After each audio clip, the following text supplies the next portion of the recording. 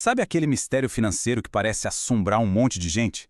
Aquele do salário que cai na conta e, de repente, simplesmente evapora. Nesta análise, a gente vai descobrir o erro silencioso que está por trás disso e, o mais importante, como uma única mudança de lógica pode devolver o controle das finanças para sua mão.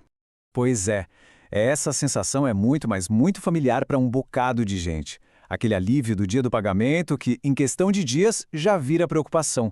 É uma frustração que vai se repetindo mês após mês e acaba criando um ciclo de ansiedade que parece não ter fim. Então, vamos começar entendendo a raiz desse sentimento. A questão aqui não é só sobre números, mas sobre aquela angústia, sabe? De ver o esforço de um mês inteiro de trabalho sumir sem deixar rastro. E é aí que mora um perigo. Com o tempo, esse padrão começa a parecer normal. A pessoa começa a achar que viver no aperto é o padrão, que salário foi feito para sumir mesmo e que essa história de organização financeira é coisa para outra realidade, não para dela. Mas olha, a boa notícia é que esse ciclo não é um destino. Na maioria das vezes, ele é só o sintoma de um problema central, um erro de método que assim que a gente identifica, a gente consegue corrigir. A primeira reação, quase um instinto, é culpar o valor do salário. É a explicação mais comum, né? E claro, a renda é importante, mas ela raramente conta a história toda. O problema aqui não é só o valor, mas o método. Se o jeito de lidar com o dinheiro não muda, um salário maior só vai aumentar a escala do desperdício. É por isso que tem tanta gente com salário mais alto enfrentando exatamente a mesma angústia. E essa frase resume tudo. Ela tira o foco do quanto e joga a luz no como. O verdadeiro problema não é a quantidade de dinheiro que entra, mas a falta de um plano claro para ele no exato momento em que ele chega.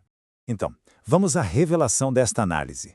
Existe um único erro central que explica por que o dinheiro parece ter vida própria e desaparecer tão rápido. É este o erro: deixar o dinheiro entrar sem um destino. A gente pode chamar de dinheiro solto. É aquele dinheiro que cai na conta e fica lá, à deriva. Sem uma função, sem uma estrutura, ele fica vulnerável e a tendência é ser completamente engolido pelas demandas e impulsos do mês. É um erro perigoso justamente por ser invisível. Ninguém estoura o orçamento numa única compra gigantesca e absurda. O dinheiro se esvai em dezenas de pequenas decisões não planejadas ao longo das semanas. Certo, mas como esse dinheiro solto vaza na prática? Ele não desaparece de uma vez. Ele vai embora em pedacinhos, nos gastos do dia a dia. Olha só essa lista. Um delivery aqui, uma transferência rápida ali, aquela assinatura que a gente nem lembrava que existia. Cada um desses itens sozinho parece inofensivo, mas aqui entra um detalhe importante. O dinheiro não some por mágica.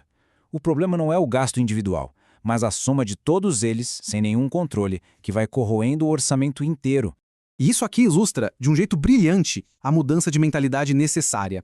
É sair de uma postura reativa, onde a gente só gasta, respondendo às contas que chegam, para uma postura proativa, onde o dinheiro é distribuído com intenção logo no começo do mês. A diferença está em quem assume o controle, o mês ou a pessoa. E esse erro parece pequeno, mas custa caro. E o custo não é só financeiro, não. Custa paz de espírito, custa a sensação de que a vida não sai do lugar e custa aquela margem para lidar com imprevistos. É um preço alto demais para um erro que pode, sim, ser corrigido. E o cartão de crédito? Ele age como um acelerador desse problema. Ele cria uma desconexão com o gasto real, sabe? E permite usar hoje o dinheiro de amanhã. Isso cria uma ilusão de que há mais recursos disponíveis e o resultado é que o salário seguinte já chega devendo. É um ciclo que se alimenta. Agora que o erro foi identificado, como é que a gente corrige isso? A boa notícia é que a solução envolve passos bem práticos e diretos, todos focados em dar uma direção clara para o dinheiro. Aqui está o plano de ação. Não é uma fórmula mágica, mas sim um conjunto de decisões conscientes. E agora, presta atenção nesse ponto. O passo mais importante é o número 1.